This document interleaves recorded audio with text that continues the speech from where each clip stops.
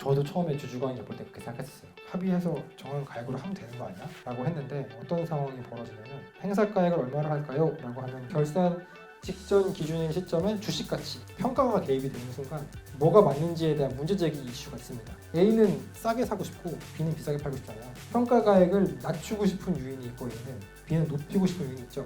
근데 평가하는 기관은 하나잖아요. 경영권을 보호하는 것과 이건 지배주주 입장에서겠죠. 투자자 통제의 균형.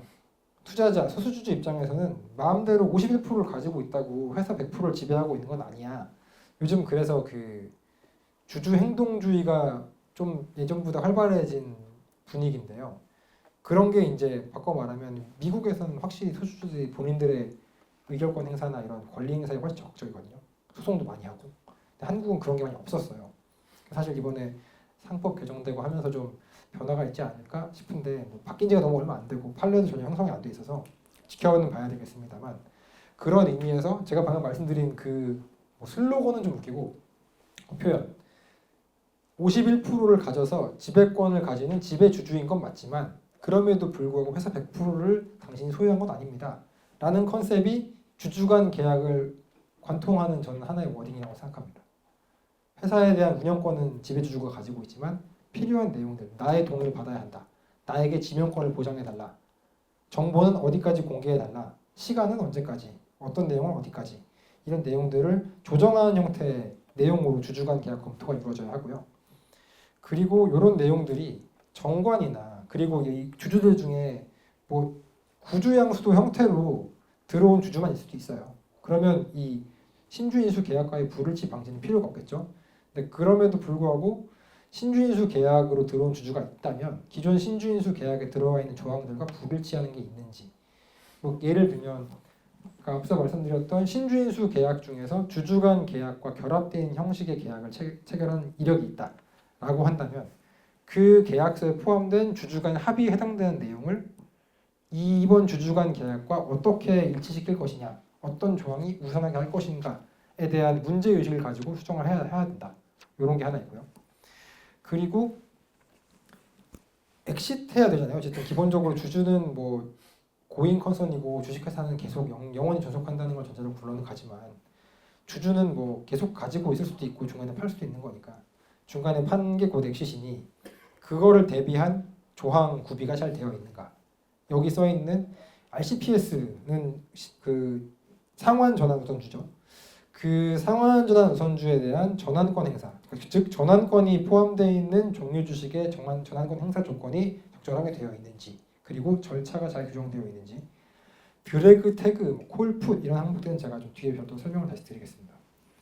드래그 태그는 팔 때 내가 들고 있는 거를 같이 붙여서 팔거나 내 걸 팔 때 다른 걸 끌어와서 팔 수 있는 권리이거든요. 그런 거를 내가 원하는 대로 조항이 규정되어 있느냐 아니면 내가 매수를 청구하거나 가지고 있는 걸 팔 수 있는 그런 권리 등을 행사할 수 있는지 그리고 그런 권리들이 절차들이 잘 규정되어 있는지 이런 부분들을 확인해 볼 필요가 있는 겁니다. 그리고 이행 절차 일치성 확보 이 항목은 사실 계약의 효력 발생 시점이 SHA 주주간 계약의 경우에는 좀 주주가 되는 시점에 딱 맞춰서 하는 경우도 있지만 중간에 텀을 좀 두는 경우도 있어서 효력의 발생 시점이 언제가 되는지를 반드시 체크해야 합니다. 그리고 그러면 이제 어떤 리스크가 있느냐 뭐 동의권, 전보권 남용 뭐 당연한 거고요. 데드락은 교착 상태라고 얘기하는데요. 보통은 뭐 합의해서 가액을 결정한다. 이 교착 상태라고 한 데드락이라는 용어는 뭔가 뭐 계약서에 딱 이렇게 교착 상태 해소라고 하는 제목으로 들어가기도 하는데요. 어쨌든 그런 예를 들면 이런 겁니다. 그 콜옵션을 부여했다고 가정합시다. 콜옵션을 여기 있겠죠. 여기 보면 예를 들어서 지금 논의 편의를 위해서 이렇게 둘이 A를 했고 A가 콜이 있습니다. B에 대해서 이런 상황인데 콜옵션을 가지고 있다라고 했는데 콜옵션을 행사가액이 있어야 되겠죠. 얼마에 살 수 있느냐가 결정돼야 되겠죠. 근데 얼마에 살 수 있느냐를 정할 때 회사의 가치가 언제 얼마가 될지 모르니 이건 시점에 따라 다르잖아요. 그래서 그거에 대한 부분을 해소하기 위해서 그냥 직전 사업연도 말 순자산가액 나누기 주식수 해서 하겠습니다 라고 하면 안 받겠죠. 그럼 평가가 필요하잖아요. 그럼 자 얼마로 할까 라고 하면 보통은 행사 시점 직전 기준일이라는 이름의 기준을 씁니다. 이 보통 여기서 얘기하는 기준일은 결산일에 대응되는 얘기일 수 있을 것 같아요. 결산일로 많이 잡으시더라고요. 평가를 해야 되니까. 보통 월말입니다. 근데 여기서 월말에 그냥 가지고 하면 되는 거 아니에요? 하실 수 있는데 저도 처음에 주주관계 볼 때 그렇게 생각했었어요. 그냥 합의해서 정한 가액으로 하면 되는 거 아니야? 라고 했는데 어떤 상황이 벌어지냐면 그러면 행사가액을 얼마로 할까요? 라고 하면 그 시점 결산 직전 기준일 시점에 주식가치 평가가 개입이 되는 순간 뭐가 맞는지에 대한 문제제기 이슈가 있습니다. 왜냐하면 뭐 너무 당연한 얘기지만 A는 싸게 사고 싶고 B는 비싸게 팔고 싶잖아요. 그러면 평가가액을 낮추고 싶은 유인이 있고 A는 B는 높이고 싶은 유인이 있죠. 근데 평가하는 기관은 하나잖아요. 뭐 두 개를 한다고 쳐도 평균을 내도 일단 그러면 하나씩 지명한다고 해도 내가 컨트롤하고 내가 지명한 평가 기관에서는 매우 낮게 해달라고 막 표시를 할 수 있겠죠. 예를 들면 실제로 못하는 게 아니라 뭐 그럴 수 있다는 거죠. 그렇게 하는 문제가 생기면 서로 뭐 아니면 도로 이제 서로 O 또는 X로 나눠서 막 이렇게 힘겨루기를 하는 교착 상태가 발생을 합니다. 이런 거 보통 어떻게 해소하냐면 그 특히 평가에 관련된 교착 상태 해소는 계약서에 미리 사전에 정해 놓습니다. 회계법인을 뭐 예를 들면 제가 지금 기억나는 워딩은 소위 이제 4대 회계법인이라고 부르잖아요. 4대 회계법인 중에서 명망 있는 4대 회계법인 중에서 여기 4대도 기준이 애매하다. 그러면 직전 연도 매출액 기준 혹은 연도 소속 회계사 기준이라는 그 공개된 자료가 있으니 그걸 기준으로 놓고 평가를 섭외를 해서 그 중에 하나를 합의해서 지정해서 평가를 하도록 하되 4대 중에 없으면 10대로 가고 10대가 없으면 국제적 명망 있는 어딘가에 한다. 이런 식의 지정하는 로직은 만들기 나름인 것 같아요. 근데 그 상태에서 합의가 안 되고 그러면 일단 서로 합의해서 회계법인을 지정을 한 다음에 그 회계법인이 의견을 내면 그냥 군말 않고 따르기로 한다. 이런 식으로 보통 풀어내거든요.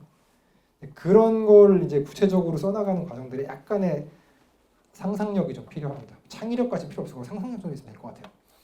상상력을 발휘해서 몇 개 회계법인이 있고 만약에 이 상태에서도 서로 간의 합의가 이루어지지 않으면 누군가를 지정해서 누군가로 하여금 선택하게 만든다.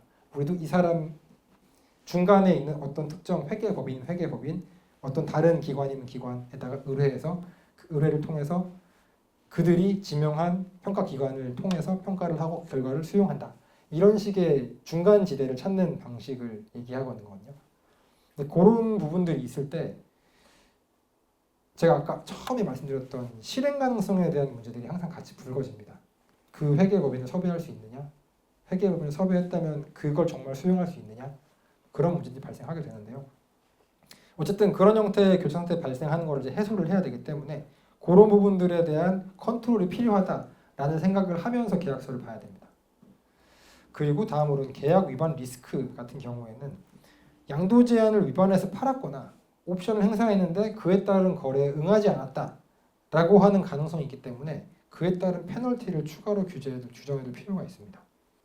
그리고 엑시트 단계는 IPO 같은 경우에도 보통의 IPO는 주주간 계약을 체결한 날 내지는 우리가 목표하고 있는 날짜는 2029년 12월 31일까지는 IPO가 됐으면 좋겠다 라고 하면 그 날짜까지 IPO 하도록 최선을 노력을 다한다 이런 식의 얘기를 하거든요. 아니면 최선의 노력이 애매하면 신청서를 제출하도록 한다. 거기에 또 추가적으로 들어간 워딩은 매수인이 기존 주주가 만족할 만한 조건과 수준으로 이런 식의 내용도 들어가는 그런 식의 이제 애드온이 생기는데 이런 부분들에 대한 것도 필요한지 아닌지를 체크해보고 불이행 시 어떻게 우리한테 리스크가 있을 수 있을까를 고민해보는 방안이 좀 필요할 것 같습니다. ICPS 경우도 마찬가지입니다. 이 나중에 보면 상환권의 행사나 조기 상환권 행사 그런 부분들 같은 경우에도 잘 계산이 안 되는 형태로 규정하는 경우가 많아서 체크를 해보실 필요는 있습니다. 사실 이 체크 포인트는 제가 그냥 생각해보고 좀 적어본 건데요. 기존에 있던 계약서들, 뭐 SPA 같은 경우는 실제로 그게 그렇게 크게 의미가 없을 수 있어요. 대신에 만약에 신주인수 계약이 있었다라고 한다면 그 계약서에 포함되어 있는 확약사항들 중에서 회사의 경영권 동의사항에 들어가 있는 것들이 연계되는 내용이 포함되어 있다면 그런 걸 잘 정리해서 제가 처음에 계약서 볼 때 앞뒤로 왔다 갔다 하면서 보거나 목차 같은 걸 만들어 주시면 좀 보기 편합니다 라고 말씀을 드리긴 했는데 그런 것처럼 가능하면 좀 번거로워 좀 비교표를 만들어 보는 것도 나쁘지 않겠다. 그럼 적어도 중복되는 것들은 확 걸러지거든요.